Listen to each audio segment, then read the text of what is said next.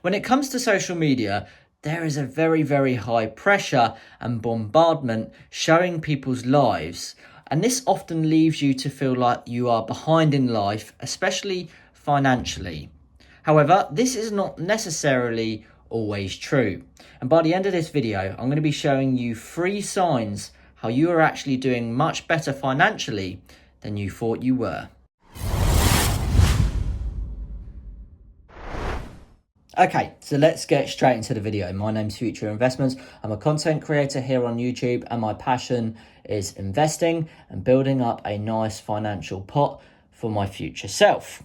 Now, I've often fallen into the trap of feeling like I'm not doing as well as I am and that I'm falling behind. And I think it's very easily done with the constant bombardment of Instagram, TikTok, Twitter, Facebook, seeing these wonderful things and lives that people seem to promote that they have. It does make you feel like, what am I doing wrong? I'm still working a 9 till 5. I've got to wash up. I've got to cook dinner. I've got to clean the house. I'm not even close to these lives. So by the end of this video, I'm going to show you that that's not necessarily true. And I'm going to give you some examples with factual information to prove how you are actually doing much better than you thought you were, and how you may actually be richer than you first thought. So we're going to be looking at this with 3 categories. Number 1 is going to be gross salary. We're going to be comparing the age throughout the United Kingdom, all the way from 18 years old to 60 plus. Then we're going to be looking at the average savings in the UK from under the age of 25 to 55 plus. And then we're going to be talking about debts. And amongst that, we're going to be talking about gold, wealth preservation, index funds with compound wealth, and property as passive income. And if you stay till the very end of the episode, you will actually get to hear some personal information that I'm going to disclose about how much of my net income I am actually able to save every month. So let's not mess around anymore. Let's get straight to the video. Okay, so starting off, gross salary. Some of you will be earning astronomical amounts of money. Some of you may be earning more medium levels, and some of you will be earning lower levels. And that's okay, because everyone's in a different point of their life.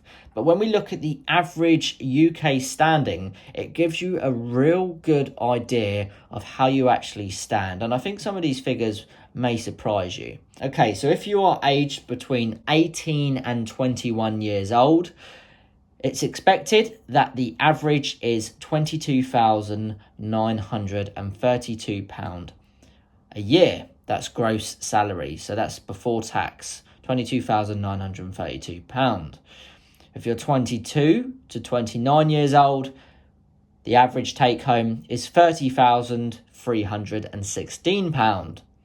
If you are 30 to 39 years old, the average take home is £37,544. If you're 40 years old to 49 years old, the average take home gross salary is £40,040. And then if you're 50 to 59 years old, it actually drops back down now, and it goes back down to £37,804. And if you're 60 years old plus, your annual gross salary is £33,852. Now, some of those figures will probably give you a feeling of either positiveness, or maybe they may be a little bit negative for you. But personally, I'm going to get the feeling that most of the people watching this video will probably be in higher brackets than the UK average, because you're already watching a finance-based YouTube channel. I'm going to make the assumption that you're already biased to learning about money and being more money conscious. So that would lead on to you potentially earning more than the UK average. Okay, so moving on to number 2, we're going to look at the average UK savings. So how much does the average person have in their savings account? Okay, well, when we start at under the age of 25, it's expected that the UK average savings for somebody under the age of 25 is a mere £2,533. That's some pretty low figures in my opinion. I think that most of you would probably have more savings than that. I'm going to make the assumption. I know I shouldn't, but this is a finance-based channel. And like I said earlier on, I believe that if you're already watching this, you're probably more money-wise than, say, the UK average people. When we move on to 25-year old to 34 years old, the average UK savings is a mere £4,775. 35 to 44 years old is a UK average saving of £6,751. And then we have a pretty big jump from 45 to 54 years old, where it goes from £6,000 to £14,591. So there's a pretty big first jump there between the age of 44 to 45. It seems that must be a point in life where people start to become a bit more stable in terms of a UK average. And finally, we look at 55 plus, and the average UK savings, I think, is pretty impressive at £35,607. I personally think that's quite a lot of money, £35,607. And to have that at 55 is not bad. I mean, it depends on how you look at it. If it's your pension pot, then it's not particularly good in my opinion. But if you've got, pension funds, index funds, some wealth preservation and gold and silver bullion, and then you've just got cash sitting there at 35 grand, I think that is considered to be very good. So it all depends, doesn't it, on how you're looking at these figures. But I think we can look at it generically as cash savings because it's a UK average, and I think the average UK person isn't going to be investing in gold, index funds, property and general sorts of investments like that. We're looking at this from a more cash capital perspective. So I think those figures are quite low in the under 25 to 25 to 34, the 35 to 44 years old. We're going from 2 grand to 6 grand. I think realistically, a lot of you will be probably doing a lot better than that. So that gives you an idea of the average UK savings. Now we move on to number 3, the third sign that you're doing financially better than you first thought. If you're debt free. Now, if you listened to some of those figures before and thought, well, future investments, you keep telling me that these numbers are quite low and I was expecting them, or you was expecting them to be bigger. Let me tell you this. That was true. I did say that some of those figures were smaller than I expected. However, I honestly believe if you are debt-free, you are doing so well.